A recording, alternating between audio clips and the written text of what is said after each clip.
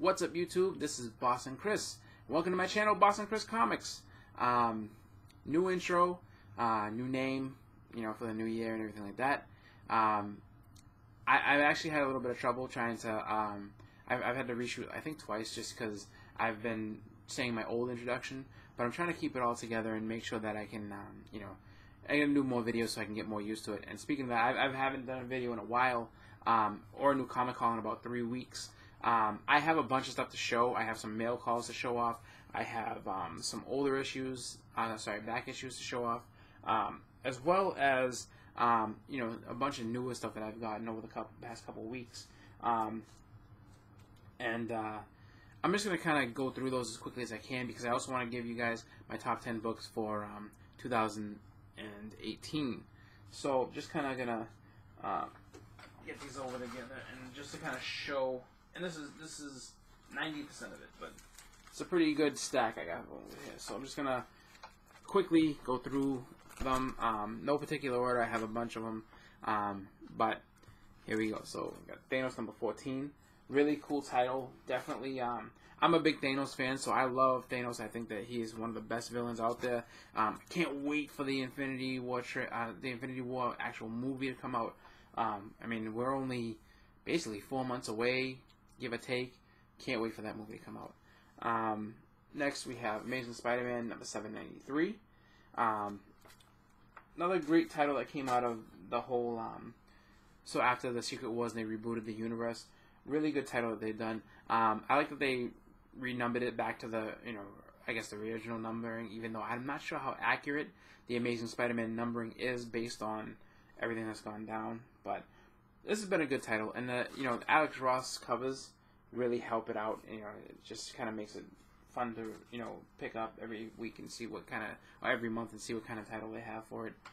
Next we have Spider-Man 2 number 5. Not the greatest title, not the best story, but not the worst either. It's one that I picked up. I started out reading it like the first, I think, 1 or 2, and then I was committed, so I just went ahead and got it. I would say read it online, make your own decision. Again, not the strongest in the world, but pretty good. Next, we have Batman. This is issue number 38. Really awesome title from DC Rebirth. One of the strongest, along with this one as well. Green Lanterns. This is issue number 38. Really cool cover on this one. Along with this as well, which is Flash, number 37. Love this cover because the nail before cold, so it's kind of a play on General Zod. But those three, I think, are the strongest titles to come out of DC for Rebirth. I think that those ones, since they started, really have the best stories going.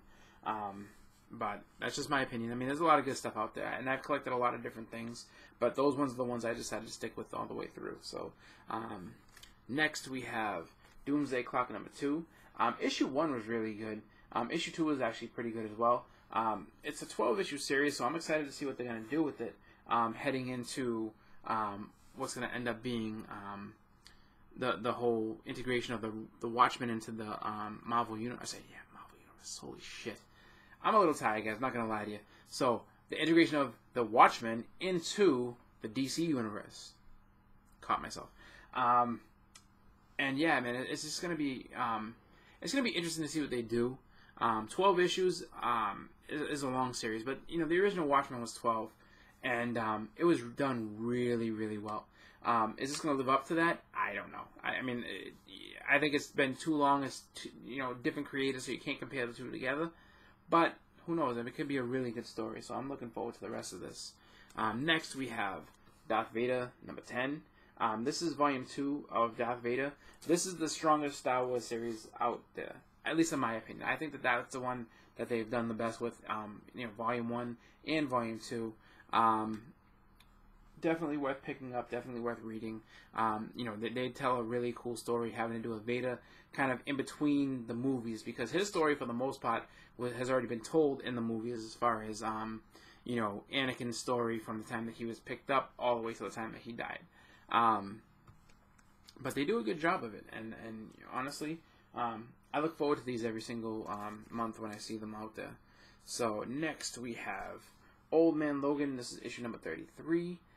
This continues on with the Scarlet Samurai story, and again, another really good title following the whole Secret Wars and everything like that. Really, really done well. I actually was taken back and surprised at how well it was when I first started reading it, and it hasn't disappointed ever since. So definitely another strong title from Marvel. There's a lot of titles they put out, and there's a lot of things that people will say about, oh, Marvel stinks because this. But that's one of the stronger ones. Definitely one that I would recommend to anybody. Next, we have this book here, Old Man Logan #1. This actually was really, really good. I was actually surprised at how good it was. And don't mind me, I'm just trying to get my camera to refocus a little better. That's a little better. It looks a little better, I guess. Really good story, and I like the way that they did this. It's in the same vein as Old Man Logan, where you have just kind of a older older hero that's kind of done with being a hero. Doesn't really have much, of the whole sense of duty and honor and the rest of it. It's just kind of like, I'm just trying to survive in this crazy, crazy world that's going on right now. And, really dystopian world, and, I'm not a huge Hawkeye fan. I like some stuff that he's done. I like some stuff that he's in. I like the character overall. I think he's a cool character, but I'm not a diehard. But this was really good, and, I definitely think that it's going to be a good story to pick up. It's going to be, one that I think will stand out amongst a lot of the other stuff that Marvel puts out, because they put out so many books every single month. So this one I will recommend. Definitely pick it up. Next we have Flash #38. Really beautiful cover on this one. I like how they have changed the artists on the covers for that series. Sometimes, with the DC Rebirth series of Flash and Batman and them, I flip-flop through the covers A's and B's, and sometimes you get rewarded with a really, really nice cover B. Sometimes the cover A's are really good too, and they're better than the variants that they put out there, but what happens is just that sometimes, you just gotta kind of look. So that's why whenever it's coming out, there we go, now I'm in focus. That's why when it's coming out, I always look online to see which cover I like better, just because sometimes it's a tough decision, sometimes it's an easy decision. It's like, oh, this one's way better. Next we have G.I. Joe #247. This is the Lady Snake Eyes story. Really cool book. This story, inside of the book, they're hinting at the fact that maybe she's not quite who she thinks she is.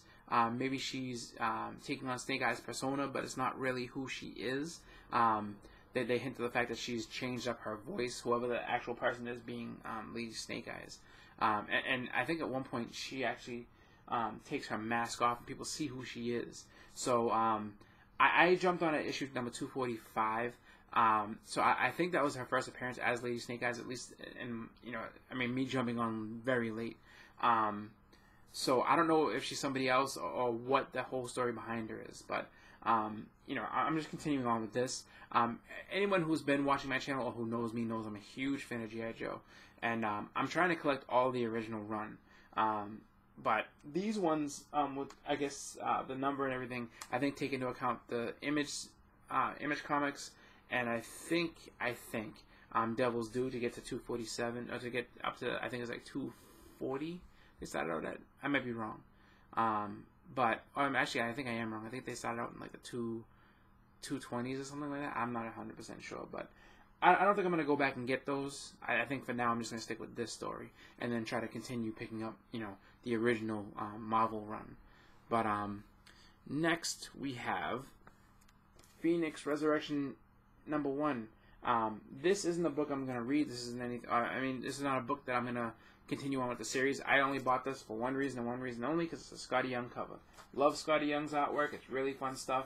I love his take on, just the Marvel characters, making them kind of like Calvin and Hobbes looking characters. Really cool stuff. So I try to pick up his covers regardless of the title, whenever I can. Some of them are a little expensive and I can't afford them, but some of them, and some of them my local shop just doesn't even get. But I do my best to try to keep an eye out and get them when I can.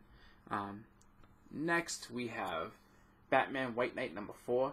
This is a really cool story. I like how they've kind of just flipped and reversed you know, the whole mythos of Batman and the Joker, and how the Joker's taking on the persona of being a white knight and trying to save the city from Batman, and basically accusing Batman of, you know, accusing and succeeding in getting Batman thrown in jail for a lot of crimes he's done in the name of justice. And basically the Joker has this medicine that got him to not be crazy, and kind of gave him some focus, and got him to be able to channel a lot of what used to be just a wild and insane man into something that is, like, you know, just a really smart and just, you know, really just formidable guy for Batman to go up against. And it's funny because, like, in the first issue, he turned Batman really just into, like, a, you know, more of just like a, you know, just raging beast, as far as, like, because Batman was just like, shut your mouth, and beating him up, and he's just like, you know, I mean, it was just one of those things where it's just like, you know, he basically turned everybody's attention from making Batman out to be a villain in that moment, because it was just like, you know, all this guy's trying to do is talk to you, and you're pounding him into the ground. But the rest of the series has been really good as well. I would definitely recommend picking this up. If you don't get it in the actual single issues, pick it up in trade. Definitely worth it. Really good story. Next we have X-Men Grand Design #2. This is actually a fun story. This is the way that this is done is really, really cool. It's done by Ed Piskor, the same guy who did the Hip Hop Family Tree. It's done in a really, really you know, old school type feel to the book, where it's like, you know, get the nicer paper stock, and it has kind of that you know, the way that the paper's made to look. It's just like, it kind of looks like it's you know, kind of a faded old comic, and really done well. It's just kind of a retelling of the X-Men as far as their history. Done well. I like it a lot. It's a little pricey at a $5.99 price tag, but it's worth picking up. I think it's a good one. I'm going to be picking up the rest of them. I like the series. Next, we have Ice Cream Man #1. Some of you may, who do watch the JLS live show, will recognize that we talked about that last week on the show. Really good book. Has kind of a mystery horror feel to it. Justin on Exile State Comics on the JLS live show described it as an X-Files episode, and I couldn't agree more. It was really, really done well, really cool. I liked how they had, like, the element of horror and everything to it, so I'm definitely sticking on to this series and seeing what they go next with it, because like, when I picked it up, I didn't know quite what to expect, and then I was blown away by what I got, so really happy about that.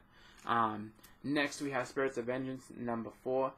This is a really cool team-up book that they did, involving Ghost Rider, Blade, Damien Hellstorm, and his sister Zatanna. Team them up, you know, you have a kind of a horror, occultish type comic, and that's something I think that Marvel's kind of lost in the way of that they've done so many different things, and you know, duplicate titles for characters such as, like, Deadpool and all these other people. This is a really cool title. I'm actually glad. I think it's only a 5-issue run, so it's going to end soon. But really, really cool stuff. And I hope they do a little bit more expanding onto that and add a little bit more to their palette instead of just kind of giving a lot of the same stuff. I know that sales factor in big and everything like that, so who knows. But I think it's really good. Next, we have Deadpool and Old Man Logan. This is issue #4. Not bad. I mean, you get your action in there. You have your funny moments. Not essential if you're a Deadpool fan. Not essential if you're a Wolverine fan. Pretty good. I say, you know, again, another one I would say, read online, see if you like it, and if you do, pick up the rest of them or wait for the trade. Up to you. Next, we have Batman #39. Really cool cover. I like this cover a lot. I have actually yet to read this. I haven't read it yet, but I've heard you know, some crazy things go down in that. Next, we have Green Lantern #39. This is the cover A, and this cover A wasn't all that great. I was looking for cover B, but they didn't have it. But again, still a good story. Still something that, you know, I'm not worried so much about the cover with this one. For me, it's about what's inside the book. And last but not least, a book that I have to give another read to. Like the cover, like the art, and that is Bonehead #1. The story didn't really speak to me all that much. I think the story could have been a little bit better, but, you know, I give it another read and see what I think. You know, figure give it another chance. I don't know if I'm gonna stick with it and say, oh, this is, you know, good or whatever. But you know, it is what it is. Oh, and I got this other one. This is a free book that I got with my purchase, I think, about 2 weeks ago. This is Dejah Thoris #0. Really, really pretty cover. Really, you know, nice. I haven't read this yet either. You know, just I have no urgency to read it just because the fact is it's, you know, free title. Probably should, just because you never know. Could be something really cool in this book. So at some point I'll probably get to reading it, but I have, you know, other books that I was, you know, really looking forward to read, so it's kind of on my backlist of stuff to read later on. But the cover is really cool, so the cover does make me want to read it. Really done well. But let's see, who does this cover? Jay Anceletto, I think. So, you know, I'm not quite sure who that is, but that's okay. So, without further ado, I wanted to also, and thank you guys for watching if you come this far to see my top 10 list for 2018. You know, I have put together a bunch of books that I think be pretty cool to pick up this year. Some of them are a couple of long shots, but not too many. We have here my list. So, starting it off is Avengers #8. Then this is the first appearance of Kang the Conqueror. Next we have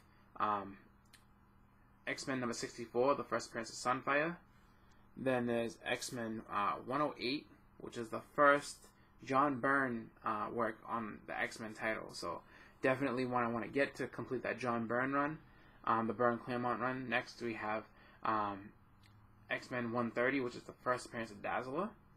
Then Incredible Hulk #340, which is just a really iconic cover with you know, Wolverine and the Hulk and the claws. You know, we've all seen it before. Really cool one to have. Next is Daredevil 254, which is the first appearance of Typhoid Mary. That one I'm picking up ahead of the curve because I think that at some point she might be in that you know, the Netflix series, and so I'd rather have that just to have in my collection rather than try to pick it up when it's, you know, going through the roof because people want to have it and everything like that. So next up we have Next-Men #21, which is the first appearance in Dark Horse of Hellboy.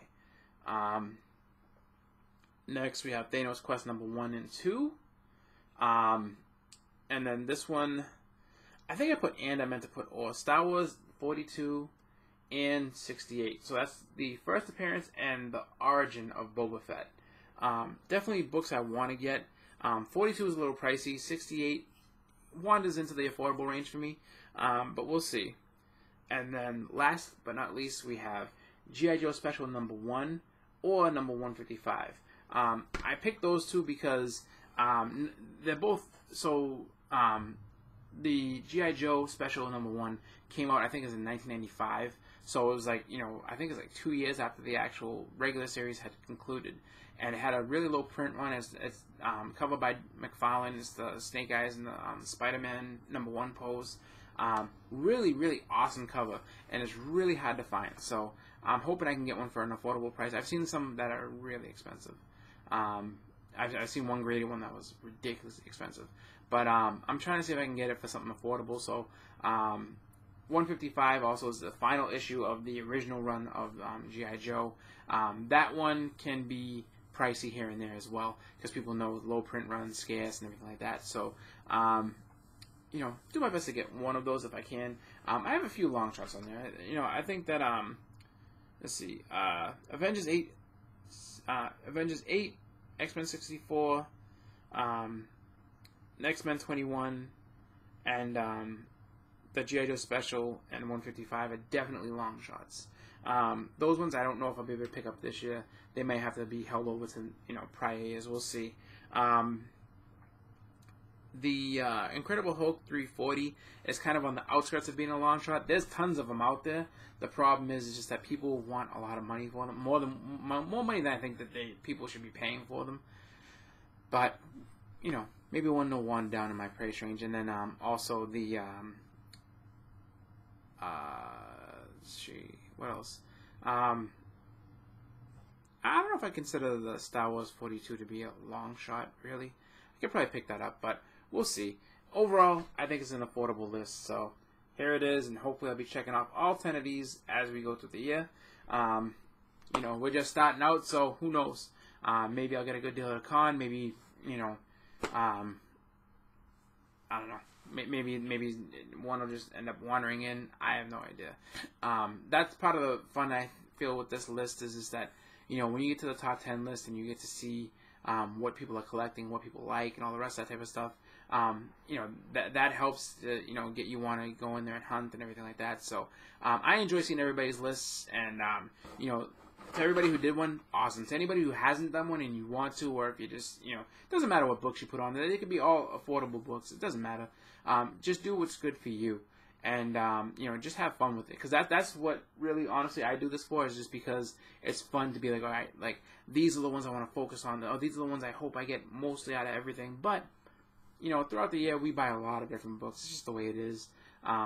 So I'm going to have some fun with that. I'm going to hope to get all those done. If I don't, it doesn't matter, because the thing is, you can always revamp the list. You can always, you know, push things back, you know, put different things in. So that's pretty much where I'm at with this list. So I think it's mostly affordable, but we'll see. Anyway, so that, yeah, that's been this video for this haul. It's kind of a long one, so I do apologize.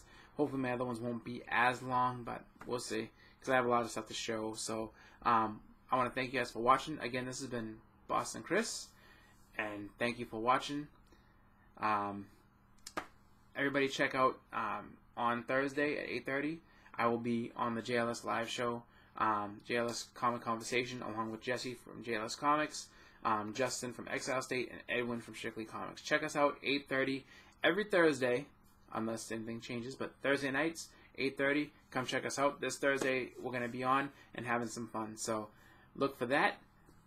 Anyway, as I said before, I'm all set. I'm all done. Got nothing else to show for right now, so stay tuned. I will have some other things coming up. But with that, I'm going to get going. Everybody have a great week, and hopefully I'll have another video up for you in a couple of days or so. Peace. I'm out.